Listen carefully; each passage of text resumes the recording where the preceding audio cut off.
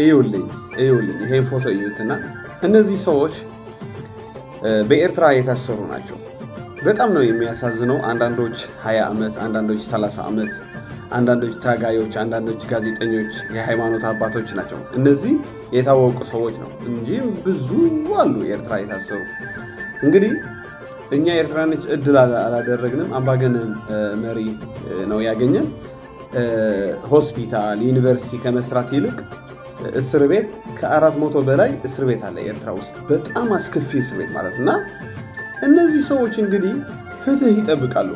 አስቡበት ወንድሞቼ፣ እንፈልግሃለን እያሉ ነው ከቤታቸው እየወሰዱ እስር ቤት ያስገቧቸው። ያለ ፍትህ ፍርድ ቤት አልቀረቡ። ምንድነው ችግራቸው? አልተጠየቁ። በቃ የሆነ ሀሳብ አስበህ ብሎ ያስራሉ። አንተ ጴንጤ ነህ ብሎ ይወስድሃል። በጣም ጨካኝ መሪ ነው ያለ ኤርትራ ውስጥ እና አሁን አንዳንዶች ሞተዋል። በእርግጥ አንዳንዶች አይናቸው አውረዋል፣ አንዳንዶች እብድ ሆነዋል። በተለይ ህፃን አለች አንድ ሴሄም የምትባል የ12 ዓመት ልጅ ናት እና አባቷ ባለስልጣን ነበርና አባቷ ከኤርትራ ስለወጣ የሆነ ሚስጥር እንዳያወጣ ተብሎ ልጅቷ ምንም አታውቅም። የ12 ልጅ ዓመት ነበረች፣ አሰራት። እስከዚህ ድረስ ጨካኝ ነው ኢሳያስ ማለት ነው። እዚህ ፎቶ አለች ልጅቷ ሴሄም ትባላለች። አሁን እብድ ሆነች አሉት። እስር ቤት ላይ እብድ ሆነች፣ ፀጉሯ ነጭ ሆነ ምናምን። በጣም ያሳዝናል። በቃ ኤርትራ ላይ ያለ ግፍ ወንድሞቼ በጣም ነው የሚያሳዝነው። እና እነዚህ እንግዲህ አሁን ፍትህ ይጠብቃሉ። ከውስጥ ለውጥ አይመጣም ብዬ ነው የማምነው። ምክንያቱም ውስጥ ያለ የኤርትራ ህዝብ በፍርሃት ነው የሚኖረው። ምክንያቱም አንዴ ከተነፈሰ የት እንደሚደርስ ያውቃል። እና እኔ እንጃ እንደዚህ አይነት ጨካኝ መሪ አምባገነን አይተን አናውቅም እኛ ኤርትራኖች። በጣም እንዴት ለህዝብህ እንደዚህ ትጨክንበታለህ? ከኤርትራ ሞተን እግራችን እየሄደ ያሳድደናል። ሰላዮች የላከ ይገድለናል። በጣም ክፉ፣ የመጨረሻ ክፉ ጨካኝ መሪ ነው ያለብን እና ተስፋችን መጀመሪያ እግዚአብሔር ነው። ከዛ ቀጥሎ ግን በአብይ አህመድ የሆነ ነገር ለውጥ ይመጣል ብለን እኛ ኤርትራኖች እንጠብቃለን እና እነዚህ እስረኞችም ይጠብቃሉ አብይ አህመድ የሆነ ለውጥ እንደሚያመጣ። ካያችሁ የሶሪያ አሳድ የሚባል ዲክታተር መሪ እሱና አባቱ ለረጅም ለ80 ዓመት ነበር ህዝቡ ላይ የተጫኑት የገዙት። አሳድ ባለፈው 2024 በፈረንጅ ከስልጣኑ ሲነሳ ስንት ጉድ ነው ያየን። ዓለም ሁሉ ተደነቀ። እስር ቤቱ ሲከፈት በቃ ለ30 ዓመት ለ40 ዓመት የታሰሩ ህፃውንቶች ምናምን ነበሩ። በጣም ነው የሚገርመው። በቃ አምባገነኖች ጨካኞች ናቸው፣ ሰው አይደሉም፣ ሰይጣን ናቸው። እና ኤርትራ ላይም ብዙ ነገር ነው የሚፈጸም። ብዙ በቃ ሰላም ሲሆን ለውጥ ሲመጣ ብዙ ነገር ነው የምናየው። ታያላችሁ። ቢቢሲ አልጀዚራ ሲዘግበው እናየዋለን። በኢቲቪም በኢቢኤስም ታያላችሁ። ብዙ የሚያስደንቅ ነገር ነው የሚሆነው። ለውጥ ሲመጣ ኤርትራ ላይ ያልታዩ ነገር በቃ ነው የምናየው። እና ይሄ አምባገነን ኢሳያስ የእሱ ውድቀት ለማየት ያብቃን ብቻ። እኔ በህይወቴ የምደሰተው ደስታ ሻዕቢያ ከስልጣን ሲባረር ያኔ ነው በጣም ትልቅ ደስታ የምደሰተው። አስፋልት ወጥቼ ደስታዬን እንትን አደርገዋለሁ ማለት ነው። እና አብይ አህመድ ሆይ አንተ ለኢትዮጵያኖች ብቻ አይደለም እኮ የተነሳህ፣ ለእኛም ለኤርትራኖችም ተነስተሃል። በቃ በአንተ የሚመጣ ለውጥ እንዳለ እናውቃለን፣ እናምናለን። ደግሞ አንተ እንደ ደርግ ለኤርትራኖች ትገዛናለህ፣ ትጨፈጭፈናለህ ብዬ እኔ አላምንም። አንዳንድ ሰዎች እንደዛ ይፈራሉ።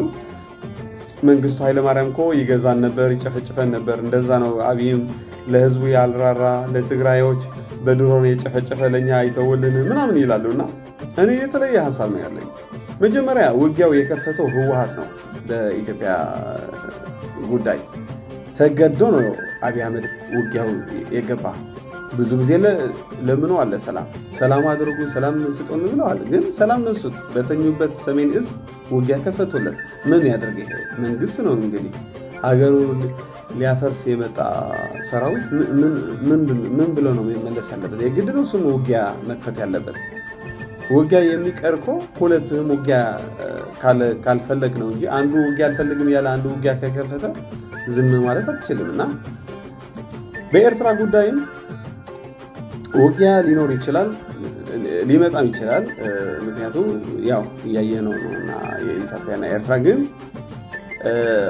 አብይ አህመድ እንደ መንግስቱ ኃይለማርያም ለኤርትራኖች ያሰቃየናል፣ ይገዛናል ብዬ እኔ አላምንም። ምክንያቱም አብይ አህመድ የእግዚአብሔር ሰው ነው፣ አትሊስት እግዚአብሔር ያውቃልና። ግን በአብይ አህመድ ግን የሆነ ለውጥ እንደሚመጣ እኔ ተስፋ አደርጋለሁ። አንዳንድ ህልም ያየሁት ነገር አለና ኤርትራ ላይ ብዙ ለውጥ እንደሚመጣ አምናለሁ። በአብይ አህመድ ነገር የሚሰራ ነገር አለው። በተለይ እነዚህ እስረኞች ሲፈቱ ነው የሚታየኝ። ብዙ አዲስ ነገር ነው ያለን ኤርትራ ውስጥ ማለት ነው። ስለዚህ አብይ አህመድ ሆይ ይሄ ነገር አስብበት፣ ጸልይበት እባክህ። የኔ ቪዲዮ እንደምን አድርጎ ቢደርስብህ የኔ ደስታዬ ነው። በቃ እነዚህ ሰዎች እግዚአብሔር ነው ተስፋቸው።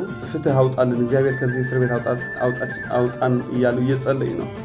የሚገርሟቸው ወገኖቼ አንዳንዶች በተለይ የሚያሳዝን ነው። አንዳለች አሁን አስቴር ፍስሐቴን አስቴር የምትባል ታጋይ ናት።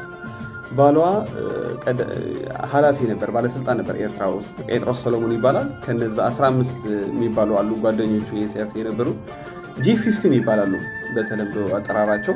እነዚህ G15 በቃ የኢሳያስ በጣም ጓደኞች ነበሩ። እዚህ ፎቶ አሉ። ጓደኞች ነበሩ። በቃ ከሱ በረሃ ተታግሎ 30 ዓመት እንግዲህ ያስቡበት፣ ከሱ ተታግሎ የመጡ ከዛ አንድ ቀን ጥያቄ ጠየቁት። ህገ መንግስት ለምን አይኖርም እዚህ ሀገር፣ ህገ መንግስት አድርግ ምናምን ሲሉት እሺ ያደርጋሉ ብሎ ከየቤታቸው እንፈልጋቸዋለን እያለ እስር ቤት ላይ ያስገባቸው 25 ዓመት አሁን ተቆጥሯል። እና አንዱ ጴጥሮስ ሰሎሞን ይባላል ከነሱ የታሰረ። ሚስቱ አሜሪካ ነበረች። በጣም የሚያሳዝን ታሪክ የዚች ልንገራቸው። ከአሜሪካ 2 ልጆቿ ደግሞ ኤርትራ ውስጥ ነበሩ፣ ህፃናቶች ናቸው። እና ከአሜሪካ በቃ ልጆቼ ለማሳደግ አስመራ ልሄድ ብላ መልእክት ላከች ለኤርትራ መንግስት። አላስርሽም፣ ነይ ግቢ፣ ችግር የለም፣ አንቺ ጥፋተኛ አይደለችም፣ ነይ ልጆች አሳድጊ ብለዋት፣ እሷ ደግሞ አመነችው። በቃ ብዙ ሰዎች አትግቢ ምናምን አሏት። በቃ ምንም አያስረኝም፣ እኔ ምንም ስልጣን የለኝም አያስረኝም ብላ ከአሜሪካ ወደ ኤርትራ ገባች። ልክ ኤርፖርት ላይ ያዛት። ምን አይነት ጨካኝ እንደሆነ ታውቃላችሁ? ይያዝ ኤርፖርት ላይ እጇ ሰንሰለት አስገብቶ እስር ቤት አስገባት። ምንም የበደለችው ነገር የለችም። እሷም አሁን ታስራለች፣ ባሏም ታስረዋል። ልጆቹ ደግሞ ያለ አባትና ያለ እናት ውጭ ሀገር አሜሪካ ሄደዋል፣ ተሰደዋል። ያሳዝኑኛል። አሁን ሲያለቅሱ ምናምን ሳያቸው በጣም ያሳዝኑኛል። ያለ አባትና ያለ ልጆች በቃ አላስርሽም ነይ ብለዋት አስገብቶ ያሰራት። ስንት ጉድ ነው ያለው፣ ስንት ታሪክ ነው ያለው ኤርትራ ውስጥ። እኔ አንድ በአንድ ሁሉም እነግራችኋለሁ፣ ትገረማላችሁ። ይሄ ሰው አይደለም፣ የኛ ያጋጠመን አምባገነን ሰው አይደለም። እንዴት እንደዚህ የህፃኖች ያስራል፣ ጳጳሳቶች ያስራል፣ የወንጌላውያን ያስራል።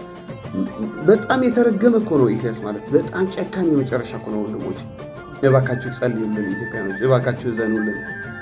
እኛ ኤርትራኖች ጥሩ መሪ አላገኘንም። ሰነፍ፣ ስራ ማይወድ፣ ክፉ፣ የመጨረሻ ጨካኝ እና እባክህ አብይ አህመድ ለዚህ ሰውዬ ማሸነፍ አለበት። ታሸንፈዋለህ ደግሞ እግዚአብሔር ያግዝሃል። እስረኞች ኤርትራ ውስጥ ያሉ በአንተ በኩል ሲፈቱ ነው እኔ የሚታየኝ። እና ከኛ ከአዲስ ኒው ጄኔሬሽን ብርጌድ ንሓመዱ የለውጥ እንቅስቃሴ አጠናክረህ መስራት አለብህ። ከነሱ አንተ መስራት አትችልም፣ አይመጡንም። እነሱ ያረጁ ናቸው፣ ኤክስፓየር ሆነዋል። ቲፒኤልኤፍ እና ህወሓት ሻዕቢያ አንተ አይመጡንም። አንተ የተማርክ ብልጥ ነህ፣ ከኛ ነው መወያየት ያለብህ። እነሱ አንተን አይመጡንም። ዳትሷይ ነው መስማማት ያቃታችሁ እንጂ አንተ ሞክረሃል እኮ ሰላም አምጥተሃል፣ የተዘጋ በር አስከፍተሃል። እነሱ ግን የሰላም አይደሉም። አብይ አህመድ የሰላም ሰዎች አይደሉም፣ ክፉዎች ናቸው።